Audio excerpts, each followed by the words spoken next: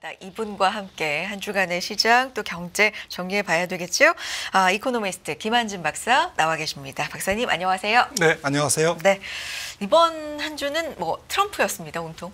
네, 트럼프로 시작해서 어제까지 트럼프였습니다. 네, 사실 지난해 뭐 후반부터 해서도 트럼프 트레이드라고 해서 시장이 트럼프 당선 가능성을 좀 높게 보면서 트럼프 얘기를 상당히 좀 주목했었는데 대통령 취임을 했고요. 이제 3일차인데 굉장히 많은 얘기들이 쏟아지잖아요. 어떻게 보셨어요, 한 주간?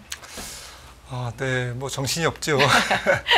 네, 그런데 뭐 일기 때 저희가 뭐 예방 주사를 맞아서 그랬는지 조금 뭐 사람들이 뭐 뉴스에 팔기도 하고 조금 뭐 대응 방법도 일기 때하고는 좀 다른 것 같습니다. 시장의 반응도. 뭐 가령 어제 암호화폐 관련해서 암호화폐 차르를 데이비 sak스를 이제 뭐 지명자였죠. 그리고 이제 본격적으로 행정명령에 서명을 했는데 뭐 들어오기 전에 보니까 암호화폐 가격은 이제 조금 오르다가 오히려 좀 뉴스에 파는 그런 흐름을 보이고 있는데 어쨌든 뭐 어제 뭐 그 다보스 포럼 영상 연설을 통해서 너무 많은 이야기를 쏟아냈습니다. 오펙 그리고 사우디아라비아에 대한 유가 하락 좀 요구 그리고 또 연준에 대한 좀 금리 인하 압박 조금 나올 게 나왔죠. 그리고 각국의 이제 그 기업들에 대한 미국 땅에다가 이제 기업을 지어라. 그러면 이제 제일 지구에서 가장 싼 세금으로 모시겠다. 메시지는 간단하다. 우리나라 들어와서 만들라는 거다. 뭐 간단한가요? 그래서 뭐 그동안 이제 또 취임식 때 또 그 전에 나왔던 이야기를 이제 좀 총망라하는 그런 연설을 했습니다. 시장은 뭐 그냥 뭐 계속 이제 그런 뉴스에 좀 계속 반응을 보이고 대응하면서 시장도 그렇게 움직일 것 같습니다. 네. 이 다보스 포럼에서의 연설 내용만 봐도 정말 많은 내용을 좀 쏟아냈거든요. 사실 이번 다보스 포럼이 조금 관심사에서 멀어진 감이 있었는데 역시 트럼프 대통령 이제 화상 통해서지만 연설을 하니까 굉장히 또 세계가 주목을 했습니다. 여기에서의 내용들 보면 사실 시장이 왜 후반에 좀 오늘 시장만 미증시만 보면 오늘 후반에 막판에 뒷심을 발휘하면서 왜 올라줬는지 여러 가지가 왜냐하면 뒤섞여 있기 때문에 어디에 오늘은 시장이 좀 반응을 했다고 보세요? 네, 시장이 뭐 트럼프 연설 그 시점을 기점으로 좀 반등을 해서 지금 뭐 플러스로 S&P 같은 경우도 이제 끝나고 했는데 아무래도 이제 규제 완화가 이제 앞으로 계속 쏟아질 것이다라는 것, 또 이제 규제 완화 중에 또 법인세 인하도 이제 뭐 폭넓게는 이제 뭐 기업들에게 굉장히 친기업적인 정책이고, 그리고 시장에서 아마도 이제 트럼프의 발언이나 뭐 여러 가지 뉴스에 따라서 일희하는 일이 많을 것 같은데, 시장에서 제일 기대하는 것은 이제 법인세 인하를 비롯한 친기업 정책이 우선은 이제 기업들에게, 특히 상장 기업들에게 우호적인 그런 환경을 제공할 것이다라는 것이고요. 그리고 이제 반면에 한편 이제 그 연준에 대한 압박, 뭐 그게 실효성이 있든 없든 그런 부분들, 뭐 금리 인하를 계속 좀 압박할 것이라는 것, 이런 것도 플러스로 작용한 것 같습니다. 규제 완화에 대한 기대감 그리고 금리 인하 압박, 이것도 시장엔 어느 정도는 뭐 실효성이 있든 없든 좀 기대감으로 작용한 것 같다라는 말씀이십니다. 사실 트럼프 대통령 취임하면서 가장 시장이 좀 떨고 있기도 했고 지금도 주목하고 있는 부분이 관세잖아요. 관세에 대해서는 생각보다는 세지 않다라는 게 지금까지는 중론입니다. 어떻게 보고 계십니까? 네, 상장 2월 1일 날 멕시코, 캐나다에 이제 25% 관세를 발언해 놓은 상태고, 그리고 트럼프의 관료들이 이제 검토를 해서 4월 1일로 지금 미뤄놨습니다. 구체적인 관세 정책은. 그러니까 시장 반응은 이제 생각보다는 조금 이 트럼프의 관세 정책이 천천히 집행될 가능성에 대해서 조금 더 무게를 두고 있는 입장이고요. 그러다 보니까 이제 국채 금리도 그렇게 뭐 조금 튀었습니다만은 조금 눌림목을 지금 맞고 있는 거고, 전체적으로 속도 조절을 할 것이다. 그리고 이에 반해서 이제 뭐 그 셰일가스 오일 뭐 양산하는 부분들이라든지 또 도지의 이제 지금 재정 효율화 이런 부분들에 대해서도 지금 시장이 관심을 갖고 있기 때문에 지금 트럼프의 정책이 양면성이 있지 않습니까? 네. 인플레이션을 촉발하는 정책과 지금 말씀드린 이제 뭐 유가 하락이라든지 이런 조금 인플레이션을 누르는 정책이 그런데 시장의 관심은 그건 거죠. 이제 이 그 두 가지 요인이 어느 정도 이렇게 미스 매칭 될 거냐 아니면 매칭 될 거냐.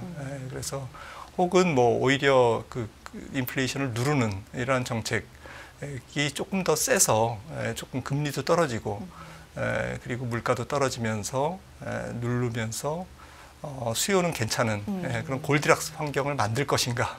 이런 부분에서는 지금 시장이 왔다 갔다 하고 아직은 평가를 못 내리고 있는 것 같습니다.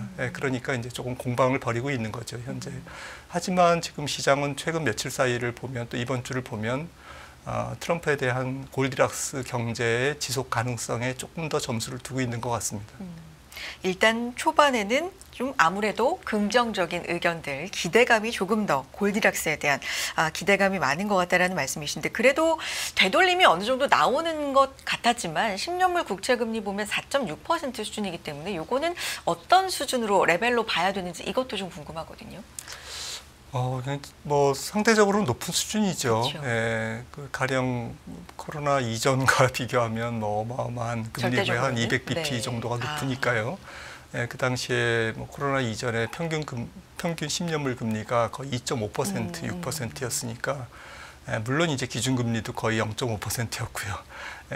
그 당시랑 비교하는 것은 좀 어폐가 있지만 사람들의 기억 속에는 뭐 조금 그 아주 낮은 기준금리와 정책금리와 10년물 금리가 지금 입력이 돼 있기 때문에 오랫동안. 그러다 보니까 4%대 중후반의 10년물 금리는 굉장히 높게 지금 인식이 되고 있고 이 정도에서는 이제 채권을 조금 담아야 되는 거 아닌가? 뭐 이렇게 지금 생각하는 분들도 굉장히 많으실 것 같아요. 네.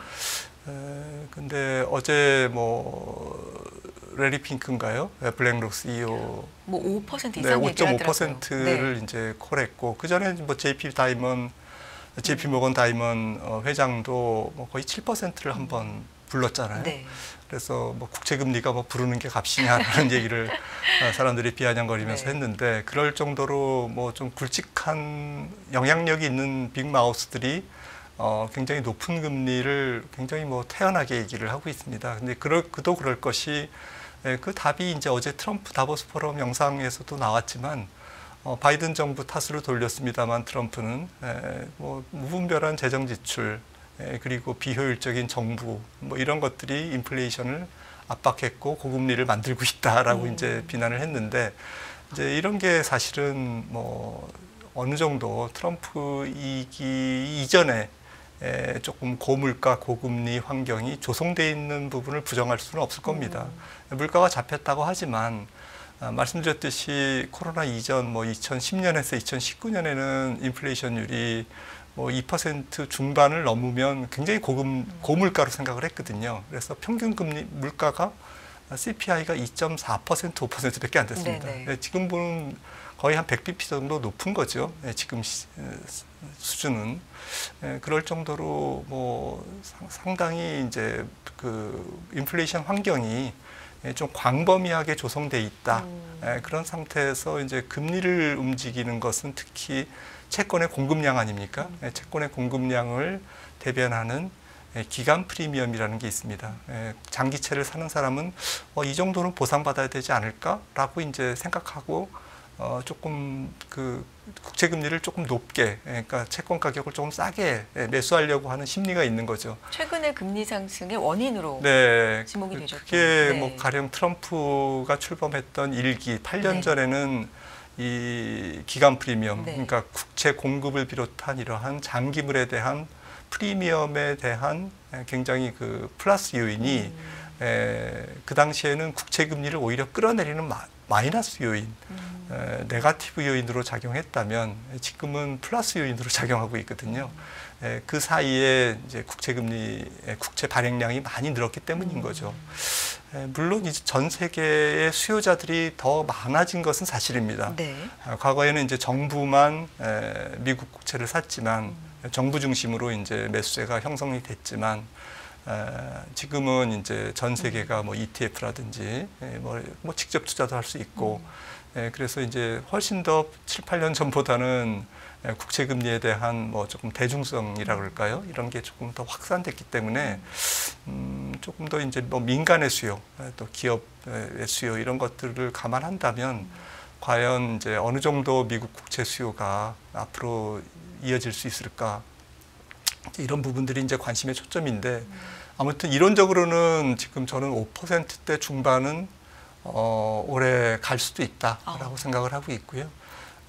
지금 뭐 국채 금리를 형성하는 게 뭐 사람들이 여러 가지를 얘기하지만 명목 GDP랑 거의 조금 비슷합니다. 그러니까 명목 GDP라는 게 미국이 지금 올해 2%대 중반 성장을 하면 물가가 한 3% 되면 2.5 더하기 3.0 하면 5.5지 않습니까? 5.5가 기본값이라는 거죠. 단순히 더하기 네, 하면. 그게 기본값이고 장기분에 대한 가격이 네. 거기에 말씀드렸던 국채 발행 공급이라든지 수요 요인 이런 것들이 이제 플러스 마이너스 더해지고 빼지면 5.5% 플러스 0.5만 올라가도 6%가 되는 그렇죠. 거거든요. 그러니까 국채 금리가 오르락 내리락 하겠지만 그리고 당장 5%대로 올라설 가능성은 높지 않습니다. 왜냐하면 5%대면 사야지 하고 대기 수요가 굉장히 많거든요. 그래서 당장 그렇게 간다는 말씀은 아닌데 다만 이제 뭐 과거에 이제 굉장히 쌌던 시절, 금리가 낮았던 시절과 단순 비교를 한다든지 또 트럼프 일기 때 2017년과 환경과 비교를 한다든지 이러면 조금 예측에 어려움이 있지 않을까 생각을 합니다. 박사님께서 나오실 때마다 국채 금리는 중장기적으로는 어쨌든 올라갈 것으로 본다라고 말씀해 주신 것처럼 최근에 약간의 되돌림이 있었지만 그래도 대세적인 어떤 추세에는 변함이 없을 것 같다라는 말씀이시고 맞습니다. 네. 떨어지더라도 네. 뭐 지금 하방 경직성이 있을 것이다라고 생각을 합니다. 네. 여기에 굉장히 이제 중요하게 작용할 게 각종 경제 지표들, 경제 상황일 텐데 트럼프 2기 집권하면서 가장 관심이 많이 이제 쏠리는 건 물가입니다. 아무래도 인플레에 대한 논란이 굉장히 많아요. 인플레는 올라갈 수밖에 없는 정책들이 지금 너무 많다라는 얘기. 근데 에너지, 대표적으로 에너지를 통해서 물가를 잡겠다. 뭐 이렇게 또 공언을 하고 있기 때문에 이게 어디가 더 힘이 셀 거라고 보세요? 아까 좀 공존한다, 상존한다, 뭐 이런 얘기도 해주셨는데 어떠십니까? 트럼프가 그래서 이제 화석 연료 채취를 굉장히 속도감 있게 할 겁니다. 그래서 미국 내 휘발유 가격을 무조건 떨어뜨리면 어떤 정책을 써도 물가는 잡히니까요. 이제 그런 부분들을 이제 대외적으로는 뭐 오펙을 압박했지만 이제 그건 뭐 어떻게 좀 말을 들을지 그거는 좀 미지수지만 미국 내에 뭐 그 구멍을 많이 파서 화석 연료를 많이 채취하는 것은 셰일을 많이 뽑아내는 것은 뭐 트럼프의 행정명령으로 충분히 가능하고 또 그렇게 할 거기 때문에 이런 부분에 이제 1기 때보다는 훨씬 더 속도를 낼 거고 1기 때 셰일 오일 생산량이 거의 한 40% 늘은 걸로 나와 있습니다. 2017년부터 20년까지요. 이번에는 이제 더 파겠죠. 더 이렇게 채취를 해가지고 인플레이션 압력을 낮추려고 할 텐데 그래도 물리적으로 이게 생산하는 데는 좀 한계가 있지 않겠습니까? 이제 그래서 물가가 이제 그 셰일 오일 생산의 증가로 인해서 미국 물가가 조금 안정되는 것은 아무래도 이제 집권 후반기로 갈수록 더 이제 효과가 있는 거지. 초기에는 아무래도 이제 뭐 물리적으로 채취할 수 있는 한계가 있기 때문에 조금 물가가 좀 후반에 더 많이 이제 안정 요인이 있을 것이다 이렇게 지금 예측하고 있고요.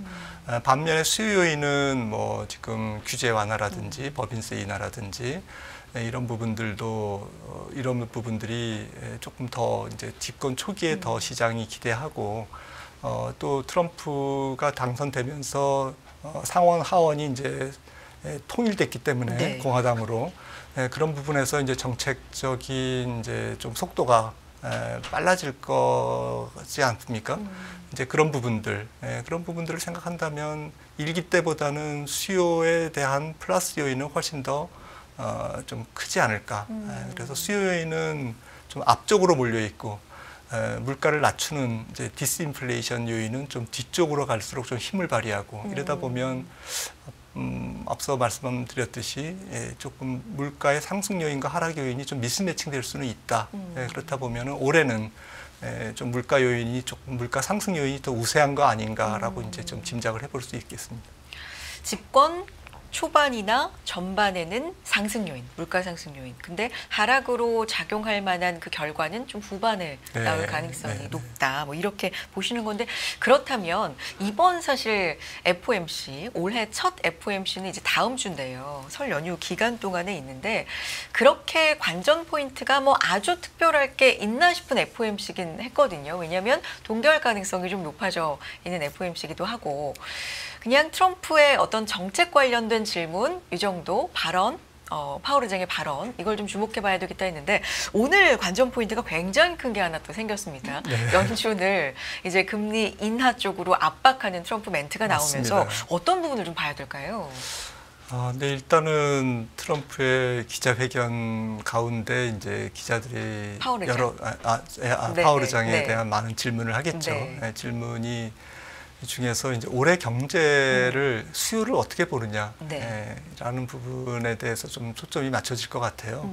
그러니까 지금 작년에도 뭐 지금 미국 GDP 증가율이 성장률이 뭐 2.7%로 추정이 되고 굉장히 3% 가까운 성장률은 굉장히 놀라운 성장률인데 올해도 그런 성장을 기대하는지 연준 위원들이 이제 이런 부분들이 결국에는 통화정책 경로와 무관하지 않기 때문에 만약에 2%대 중반을 성장한다면 뭐 연준이 금리를 내려서 굳이 경기를 부양할 필요성은 없는 거죠. 오히려 인플레이션 잠불이 있는지 없는지를 거기에 이제 노심초사해야 되는 그런 입장인 거고요.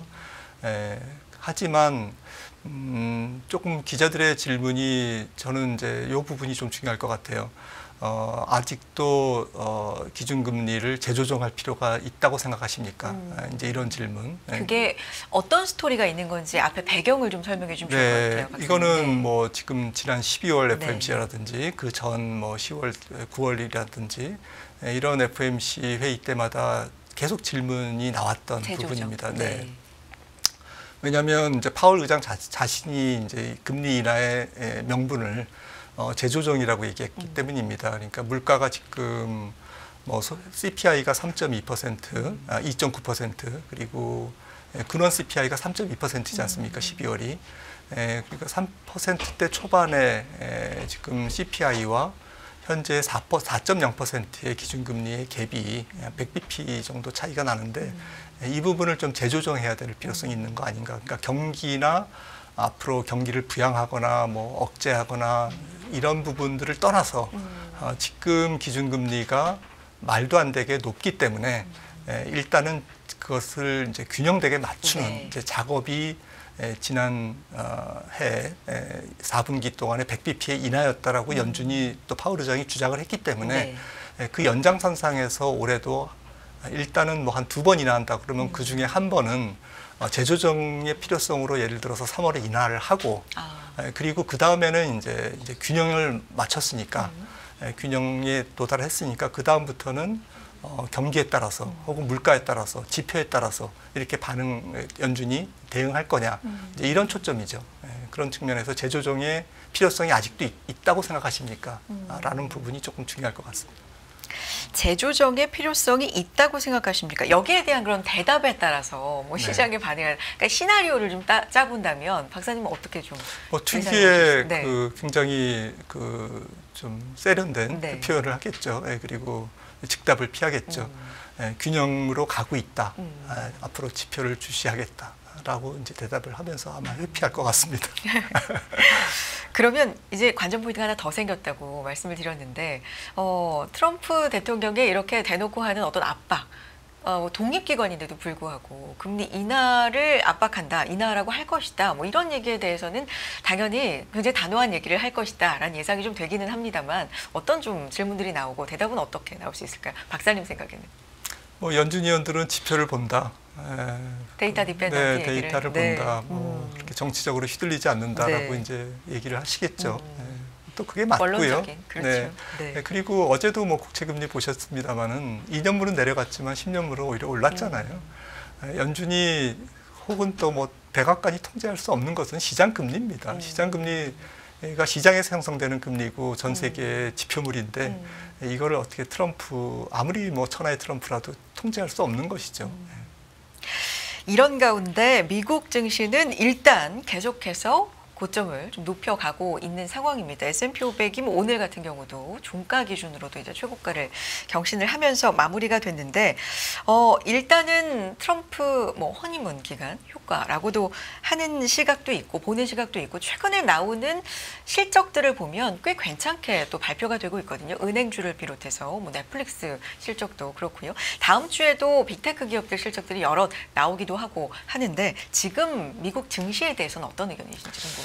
미국 증시가 이번 주에 보시면은 보셨겠지만 하루는 M7 뭐 성장 핵심주가 주도하고 또 하루는 뭐 M7은 좀 쉬면서 러셀 2000이라든지 금융주라든지 유틸리티라든지 필수 소비재 이런 PR이 조금 낮은 쪽의 그룹들이 올라가고 이렇게 해서 시속 게임을 하는 그런 분위기를 아실 수가 있고요. 특히 시장 금리가 좀 내려갈 때는 M7이 좀 폭발적으로 올라가고 또 내려갈 때는 좀 반대 현상이 나타나고 이제 이런 금리에 따라서 스타일별로 조금 순환매가 도는 이제 그런 현상을 우리가 좀 관찰할 수 있거든요. 네. 그 정도로 지금 사실은 시장을 이끌어갈 수 있는 실적 베이스의 펀더멘탈이 강한 친구들은 M7인데 사실은 그 밖에 490개 종목들은 PER, 주가는 착하지만 밸류에이션은 조금 낮지만 좀 어닝이라든지 어닝의 센티먼트 측면에서는 좀 주도력이 없는 다만 이제 싸다, 많이 못 올랐다라는 것이죠. 2022년을 기준으로 보면 S&P 500이 3,500에서 지금 6,100까지 거의 두 배 올랐는데 M7은 거의 180% 올랐거든요. 그 두 배로. 그리고 M7을 제외한 492개 종목은 지금 시장보다도 못 올랐습니다. 45%밖에 못 올랐습니다. 우리로서는 뭐 45%도 부러운 수치지만 아무튼 이렇게 섹터별로 굉장히 그 디커플이 많이 일어난 차별화가 많이 일어난 상태이기 때문에 이것이 좁혀질 거냐 아니면 뭐 가던 말이 계속 갈 거냐 이제 이 두 부분이 관전 포인트라고 할 수 있겠는데요. 저는 결론적으로 결국에는 M7이 조금 더 달려서 과열을 만든 다음에 M7이 무너지면서 증시가 뭐 거품 붕괴라고 보기에는 좀 커렉션, 그러니까 한 5%에서 한 10% 정도의 커렉션을 유발하지 않을까 올해. 그 부분을 좀 유발하기 위해서는 조금 더 과열 국면에 도달을 해야 될 것 같은 그런 느낌을 갖고 있습니다. 미국 증시가 밸류상 비싸다라는 얘기는 사실 어제 오늘 얘기가 아닌데 이 과열 얘기를 해주셨는데 사실 더 과열되고 정말 더 뜨거워지고 굉장히 선호하는 게 높다라는 신호가 곳곳에서 나타나면 오히려 조정폭도 좀 크고 빨리 올 수 있다. 그런데 지금 같은 경우는 박사님 표현해 주신 것처럼 M7이 오르면 다른 것들이 좀 쉬고 M7이 쉴 때 다른 중소형주들이 좀 올라가고 그러니까 좋게 말하면 순환매가 진행이 되기 때문에 이 상승세가 좀 더 길게 맞습니다. 연장이 된다는 분석들도 있거든요. 이것도 동의하십니까? 네, 만약에 M7 이외의 종목들이 올라가면 시장 에너지가 돌아가고 또 그 전체적인 증시의 S&P 500의 나스닥의 밸류에이션은 조금 제한되기 때문에 강세장의 수명을 연장하는데 무조건 도움이 되겠죠. 그래서 지금 시장은 그러려고 할 것 같습니다. 미스터 마켓은 가능한 시장이 좀 강세장의 기간을 연장하는 쪽에 조금 포커스를 두고 순환매 쪽을 더 선호할 것 같은데 보이지 않는 시장은요. 하지만 이제 그게 뜻대로 될지 말씀드렸듯이 M7 이외의 종목들이 올라가려면 조금 기본적인 근거가 있어야 되는데 이들은 사실은 실적에 대한 감동은 그렇게 주고 있지 않은 상태거든요. 물론 이제 최근에 너무 이제 M7이 많이 실적이 좋았기 때문에 M7이 가령 뭐 매출액 순이익률이 25.5%입니다. 그런데 M7 이외의 종목들의 평균의 매출액 순이익률은 거의 12%밖에 안 되거든요. 하지만 이제 센티먼트는 이제 조금 M7은 너무 좋았기 때문에 시장 눈높이도 높아졌고 그러다 보니까 그 시장 눈높이를 충족하는데 조금 버거운 그러한 분위기를 보이고 있고 반면에 M7 이외의 종목은 조금 눈이 굉장히 낮아져 있기 때문에 조금만 좋아져도 사람들이 실적 괜찮네라고 이제 박수를 쳐주고 이제 그러한 약간 뭐 모멘텀적인 측면에서는 M7 이외의 종목이 거의 결코 불리한 건 아닙니다만은 그렇다고 해도 이게 M7 이외의 종목들이 주도주로 교체되면서 시장을 이끌어갈 수 있느냐라는 부분에 대해서는 캐스천이 있다라는 말씀을 드린 거고 결국에는 그래서 여느 강세장과 마찬가지로 주도주가 갈 때까지 가는 게 결국에는 증시의 하락 변곡점이 형성되는 그런 포인트가 아닐까라고 생각을 하고 있고요. 그런 상태에서 시장 금리, 밸류에이션이 높아져 있기 때문에 시장 금리마저 튀면 5%에 근접한다든지 5%를 넘는다든지 이러면 조금 노답인 거죠. 금리. 네.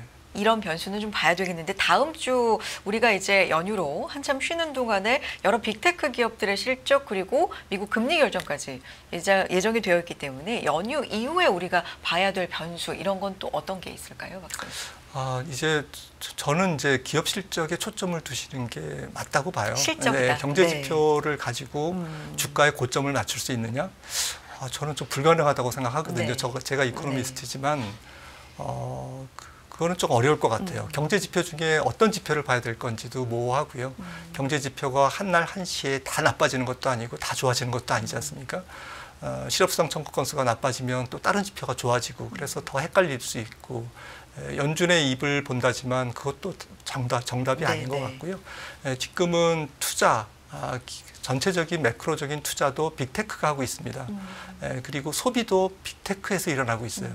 그래서 이 투자와 소비라는 양대 경제 축이 빅테크 발로 지금 주도되고 있기 때문에 빅테크의 실적이 혹은 빅테크들의 투자 욕구가 꺾이는지 아직도 왕성한지 그리고 분기 실적이 지금 시장의 기대치를 계속 충족하고 있는지 없는지 이 부분이 경제 지표보다는 훨씬 더 현실적이고 투자의 지금 방향을 좀 알려주는 데 도움이 될 것 같습니다. 말씀하신 것처럼 오늘도 실업수당 청구자 수 연속으로는 몇 개월 만에 굉장히 몇 년 만에 굉장히 높게 나왔다. 이런 게 있었는데도 주식 시장은 상승으로 반응한 것. 이것들은 어쨌든 지금은 지표보다는 실적 쪽에 조금 더 관심을 두고 있거나 아니면 트럼프 입. 네, 이런 부분이다라는 걸 방증하는 게 아닌가. 여기까지 오늘 드려야 될 것 같습니다. 이코노미스트 김한진 박사 함께했습니다. 박사님 연휴 지나고 뵐게요. 고맙습니다.